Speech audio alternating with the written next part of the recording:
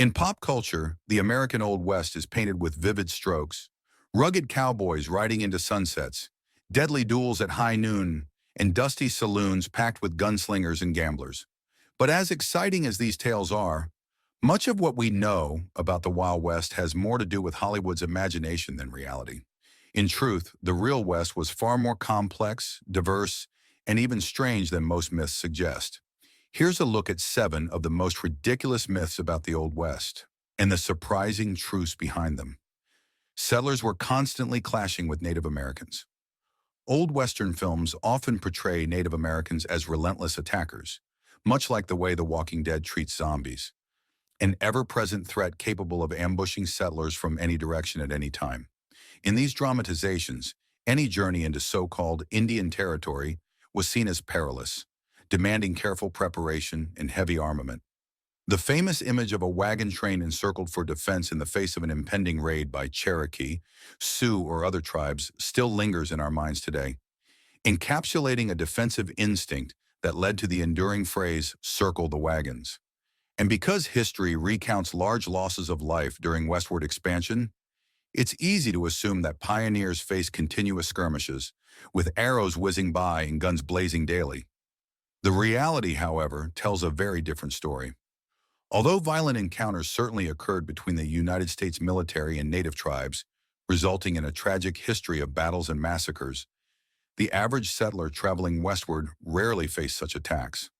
Actual conflicts between wagon trains and Native Americans were sporadic rather than common, and evidence reveals that out of the hundreds of thousands of pioneers who crossed territories like Nebraska on their way to the Pacific, only around 300 to 400 died due to altercations with native tribes.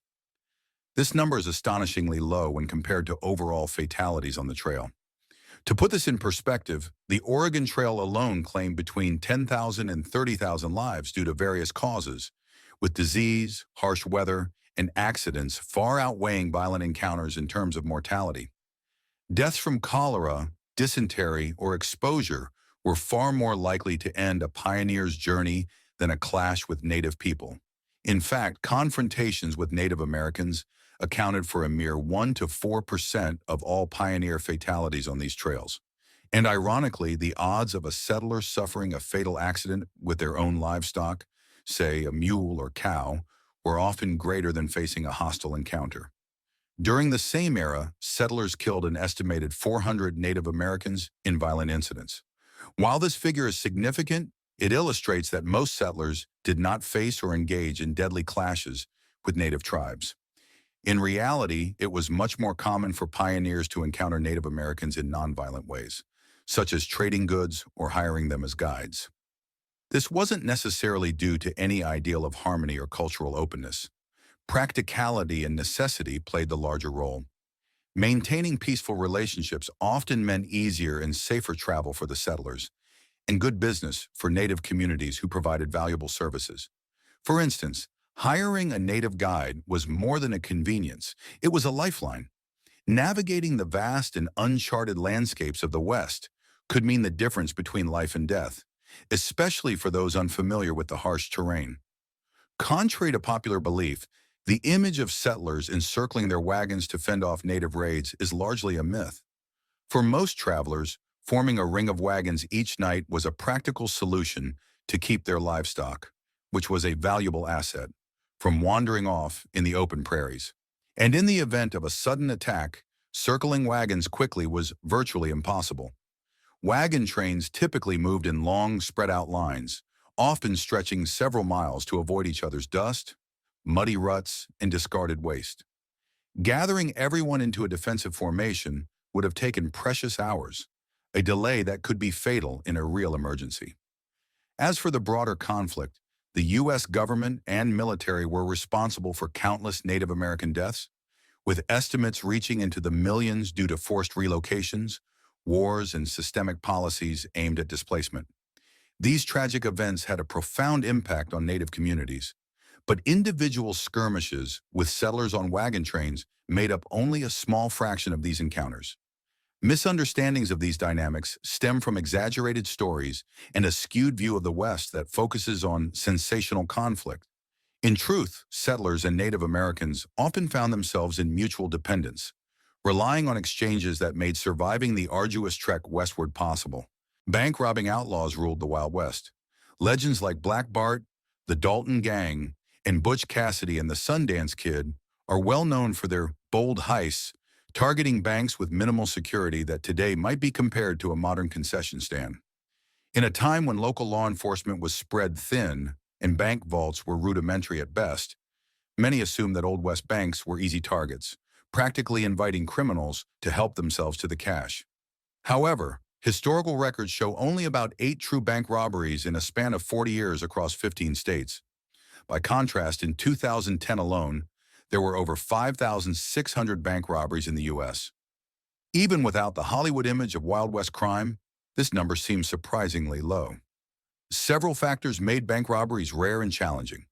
For one, towns were small, with essential establishments: the sheriff's office, bank, general store, and saloon, usually located close together in the center of town. This layout created a Main Street effect, where any commotion near the bank could quickly draw the attention of the nearby sheriff's office. Attempting a daytime robbery would likely be within earshot of local law enforcement, making the whole endeavor more high risk than glamorous. Additionally, these banks were often designed to deter would-be thieves. Western buildings, though simple, were tightly packed along main streets, which limited access points. A bank might be bordered on either side by other structures, while thick back walls prevented entry from behind. This close layout created a bottleneck effect, forcing robbers to exit through the front, where they could easily be intercepted by local law officers or townspeople. The security, while basic by modern standards, was often effective enough to dissuade criminals. While daring heists like those carried out by Butch Cassidy and the Sundance Kid did occur, they stand out in history precisely because of their rarity and audacity. Cassidy and the Sundance Kid became legendary, not just for their skill, but because they pulled off robberies that few others dared to attempt. For most outlaws, banks weren't practical targets. Trains and stagecoaches, on the other hand, were more accessible and isolated, offering more opportunity for a swift and unimpeded getaway. So while bank robberies are a staple in Wild West lore, they were far from the norm. Criminals of the Old West preferred targets that offered a more straightforward approach, knowing that a heist in the middle of town, with witnesses and law enforcement nearby, was as likely to fail as it was to succeed. Cowboys are an American creation. One reason Americans have such an enduring fascination with the Old West is that it feels uniquely American, a story of rugged independence and frontier spirit. Even today, images of cowboy hats and Western garb are common at patriotic gatherings, symbolizing a deep connection between cowboy culture and American identity. Theodore Roosevelt famously leaned into this sentiment by branding himself the cowboy candidate. Yet interestingly, the cowboy wasn't originally an American creation at all. In fact, cowboys have their roots in Mexican culture, predating the founding of America by about 20 years. The first cowboys were Mexican cattle herders known as vaqueros, and they embodied everything we associate with cowboy life today. The vaqueros coined much of the language we still use, such as bronco, lariat, and stampede, and they were experts at the long cattle drives we often picture in Western scenes.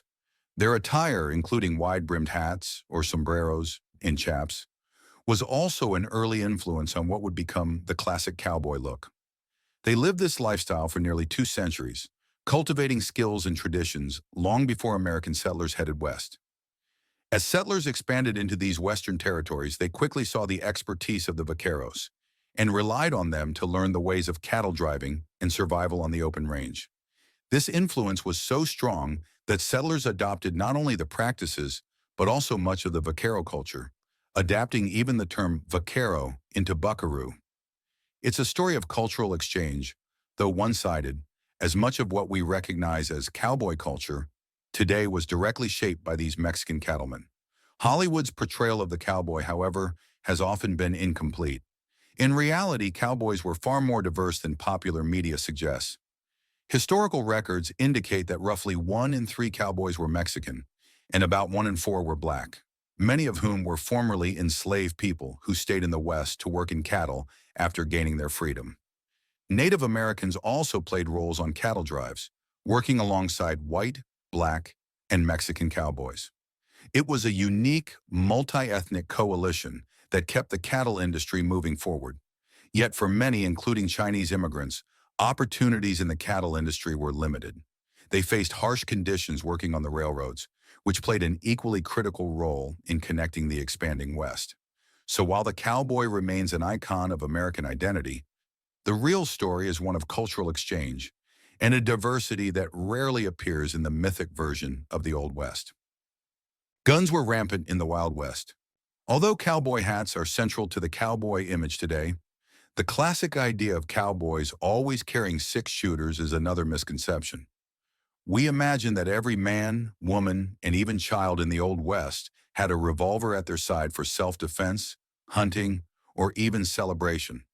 But while firearms were certainly present, gun control measures in the 19th and early 20th centuries were surprisingly stringent, and especially in Western towns. As settlements developed into established communities, the once common sight of handguns became less tolerated, reflecting the desire for order over chaos. In the early days, violence did occur as frontier areas had few formal laws and little means to enforce them. However, by 1878, around 25 years after the westward migration began, towns were taking clear action to restrict firearms. Signs posted in places like Dodge City warned people against carrying guns in town limits. The infamous gunfight at the OK Corral, in fact, was sparked by one gang's refusal to obey Tombstone's gun restrictions, illustrating how serious these laws were. The six-shooter itself wasn't as lethal or reliable as one might think. Early revolvers didn't use modern bullets. Instead, they relied on a cap and ball mechanism, which essentially fired a small marble propelled by black powder. These guns had an effective range of only about 50 feet, making them less accurate and powerful than today's firearms. The Adams revolver, an iconic weapon of the era, often burned the shooter's hand upon firing, so using it was not without risk. For this reason, even those who carried guns often treated their six-shooters as weapons of last resort. For most frontier folk, shotguns and rifles were the weapons of choice. These provided greater power and range, which was essential for protecting livestock or hunting large animals. Rifles were far more practical for the daily demands of the West than a revolver, which was seen more as a backup than a primary weapon. The romanticized image of two cowboys squaring off at high noon with pistols is more a product of Hollywood than reality, as such encounters were rare, and practical needs often took precedence over flashy duels. Ultimately, while firearms were a part of life in the Old West, the approach to carrying and using them was often cautious and regulated. The myth of a gun-toting, lawless West persists, but the reality was far more restrained and practical than legend suggests. Playing cards was not just a pastime. In countless Western movies, a card game can turn life or death in seconds, with tempers flaring and fortunes at stake. However, in the real Old West, high-stakes card playing was not something every cowboy or drifter engaged in. Gambling was taken seriously, and for many it was a recognized profession. Only skilled and seasoned players would participate in the most competitive games, where the best gamblers were respected as professional sportsmen, a title reflecting their expertise and dedication to the game. The Old West was home to numerous gambling halls, saloons, and brothels that catered specifically to competitive card games. These establishments offered far more than casual games of chance. They hosted formalized tournaments and competitions where skilled players vied for substantial rewards. Unlike the casual portrayals in popular culture, these games were often structured, with experienced gamblers facing off in carefully arranged settings. Rather than spontaneous games between novices and seasoned players, most high-stakes tables were set up for serious competitors who honed their skills and followed established codes of conduct. The reputation of these games and the gamblers who frequented them adds a layer of professionalism and respect to the Old West gambling scene that movies rarely capture. The real story of card playing in the Old West reflects a disciplined world where skill, reputation, and strategy were valued as much as luck. Most cowboys didn't wear cowboy hats. The cowboy hat, often embodied by the classic Stetson, is the defining accessory of the iconic cowboy image. Of course, the boots are also essential, but the hat stands out as both functional and unmistakably stylish. Designed to be lightweight and practical, these hats were crafted with utility in mind. The wide brim and curved edges offered solid protection from harsh sun and unexpected rain, and they added a touch of flair to the otherwise rugged task of long hours spent tending cattle. With its distinctive dips in the crown, the band, and that broad curved brim, the Stetson is as recognizable as any piece of Western gear. But if you were to set a time machine for 1870 and take a look around, the hat most often associated with cowboys today might be hard to find. While hats were indeed an essential part of daily attire for men of the era, what they wore in the Old West was often quite different from the Stetson-style cowboy hat we imagine. A surprising variety of headwear was popular, from bowlers to flat-topped hats. Historical photos reveal figures like Billy the Kid sporting a makeshift top hat, while Wild Bill Hickok was known to wear a flat, pancake-shaped hat. For many Westerners, the bowler hat was a staple. Its popularity stemmed from its versatility, making it suitable for a range of social settings. Western historian Lucius Beebe even referred to the bowler as the hat that won the West, a testament to its prominence. A glance at portraits from that time reveals that bowler hats were often the headwear of choice for many prominent figures, signaling status and a certain sense of style. Interestingly, the Stetson itself has changed significantly over the years. The first version, known as the Boss of the Plains, had a simpler design more reminiscent of a modern Amish hat or even a modified sombrero. Over time, the Stetson evolved with added curves, ornamentation, and style flourishes that shaped it into the cowboy hat we know today. This early design paved the way for modern cowboy hats, but it might not align with the hat image most of us picture when we think of the Old West. In reality, the cowboy hat as we know it is an evolution of practical needs and aesthetic preferences that developed well after the frontier era. While today's Stetson remains the symbol of the cowboy, the hats worn during the true Old West era were far more varied than we might imagine. The Pony Express wasn't successful.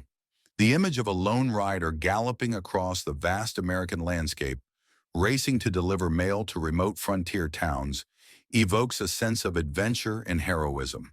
The Pony Express, with its rapid and daring approach to communication, has captured the imagination of many. However, despite its romanticized legacy, the Pony Express was far from a long-lasting success.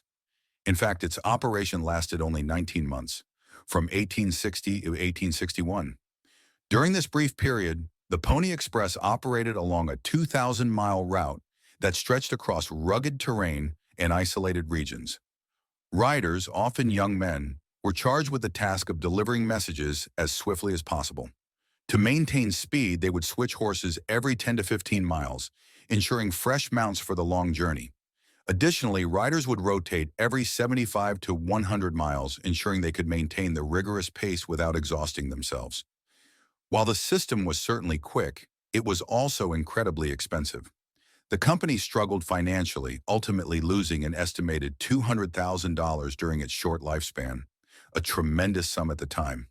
The operational costs, combined with the challenging terrain and the dangers faced by riders, made it a costly enterprise that could not be sustained in the long term. The Pony Express, although innovative, was ultimately replaced by the expanding telegraph lines, which offered a more efficient and reliable means of communication across the country. Despite its relatively short run, the legacy of the Pony Express remains embedded in the history of the American West, a symbol of both the determination and the harsh realities faced by those who sought to bridge the vast distances of the frontier. As we've seen, many of the myths about the American Old West are far more fiction than fact. From the exaggerated tales of constant gunfights to the misconception that every cowboy wore a hat like a Hollywood hero, it's clear that reality was often much more complex and a lot less dramatic.